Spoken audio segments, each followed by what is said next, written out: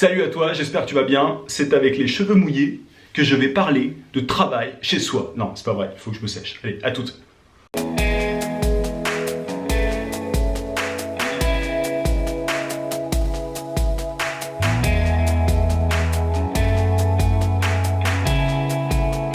Bon, c'est pas beaucoup mieux. Aujourd'hui, on va parler de travail à domicile. Ouais, je peux pas arrêter de me les toucher, c'est pas possible. Bon, aujourd'hui, on va parler de travail à domicile. Ou comment travailler en pyjama sur son canapé. Non, mais tu peux t'habiller aussi, hein, c'est pas... Moi, j'ai pris une douche seulement tout à l'heure, mais bon, c'est pas un exemple. Je me rappelle que quand j'étais encore salarié, je me demandais, mais comment est-ce qu'on fait pour rester travailler chez soi? Il y avait parfois quelques temps morts en entreprise, c'est le milieu qui est comme ça. Peut-être que toi aussi tu travailles dans une boîte et que bon, tu te dis que parfois le temps est un petit peu long. Parfois t'es juste trop efficace, tu fais les choses trop vite et du coup tu sais même pas quoi faire de ton temps. Et tu penses que tu serais mieux sur le canapé.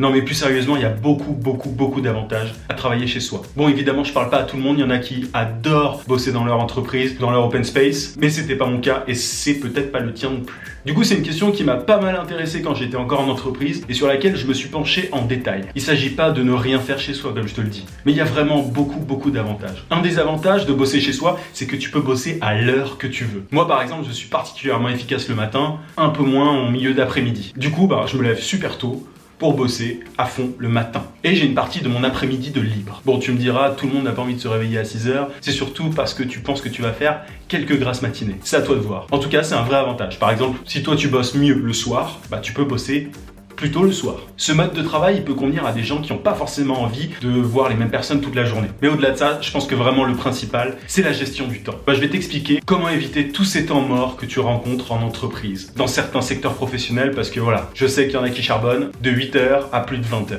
Mais c'est pas le cas partout. Et du coup, je vais essayer de rentrer le plus possible dans les détails et t'expliquer comment faire. Cas numéro 1. Être salarié, mais pouvoir travailler à distance. Dans certaines entreprises, et c'est de plus en plus le cas, le travail à distance est autorisé. Par contre, c'est autorisé en général que quelques jours. Tu peux pas bosser toute la semaine de chez toi, malheureusement. C'était notamment le cas de mon ancienne boîte. Après, voilà, c'était une grande agence de publicité. Je pense pas que ça soit le cas de beaucoup d'entreprises et de beaucoup de secteurs. Mais voilà, c'est quelque chose qui existe et peut-être que la tienne aussi pratique ce qu'on appelle le télétravail. Si c'est pas le cas, tu peux toujours essayer d'amener la chose. Tim Ferriss, dans la semaine de 4 heures par exemple, expliquait que tu pouvais habituer ton patron au fur et à mesure, progressivement, à ce que tu travailles, non pas dans les locaux, mais à distance. Pour ça, ce qu'il préconisait, c'était de faire les choses au fur et à mesure. Demander d'abord un jour de télétravail, puis progressivement augmenter ce nombre de jours. Pour lui, le but, c'était vraiment d'augmenter ce nombre de jours jusqu'à pouvoir travailler depuis l'étranger. Supprimer toute présence physique au travail. D'ailleurs, est-ce que tu connais Buffer? C'est un outil pour la gestion des réseaux sociaux. La moitié des salariés de cette entreprise travaillent à distance. Malheureusement, c'est pas toujours aussi facile. Mais c'est quelque chose que tu peux faire. Mais c'est évidemment possible seulement si tu peux travailler uniquement avec un ordinateur. Si tu as besoin de constamment collaborer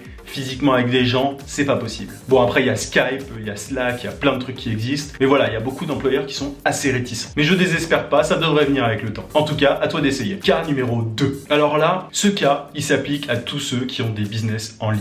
C'est pas la majorité, mais il y a ce qu'on appelle des web entrepreneurs qui vendent sur Internet. Ils peuvent vendre des produits physiques sur Amazon, par exemple, ou via un e-commerce. Mais ils peuvent aussi vendre des formations. Ceux-là, tout leur travail peut être fait à domicile. Tu vois sûrement beaucoup de web entrepreneurs, de youtubeurs qui vendent ce mode de vie. Mais c'est vraiment pas évident d'y accéder. En tout cas, pas tout de suite. Il faut souvent plusieurs mois de travail avant d'arriver à cette situation. Mais c'est pas impossible. J'y ai pensé pendant un certain temps. Après, le problème, c'est que si tu rêves de travailler depuis chez toi, ça veut dire que tu travailles dans une entreprise. Et si tu travailles dans une entreprise, t'as des horaires assez compliqué. Moi, c'était ça le problème, c'était que j'aurais bien voulu avoir un business en ligne, mais mes horaires ne me permettaient pas de faire grossir un business en plus de mon job. En général, tu connais ça, t'es fatigué, tu te poses sur le canapé, t'es sur l'ordi toute la soirée et tu vas dodo. Et tu connais la suite, réveil, métro, boulot. Mais t'inquiète, tout n'est pas foutu. En fait, j'ai trouvé une solution, une espèce de compromis. Souvent, quand on est salarié, soit on rêve de monter sa boîte directement, soit de travailler chez soi. Enfin bref, on vise assez haut dès le départ. Ce que j'ai compris, c'est qu'il fallait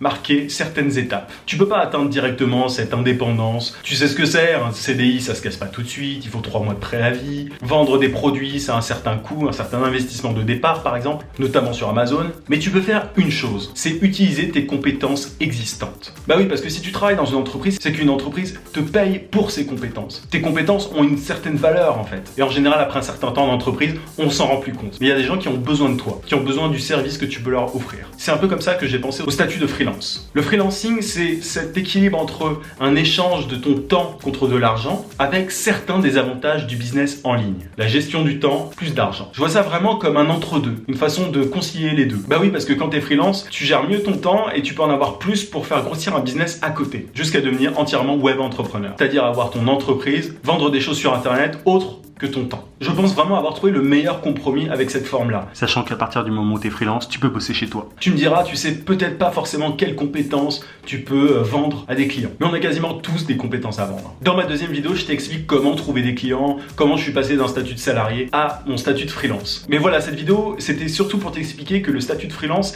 c'est un vrai compromis.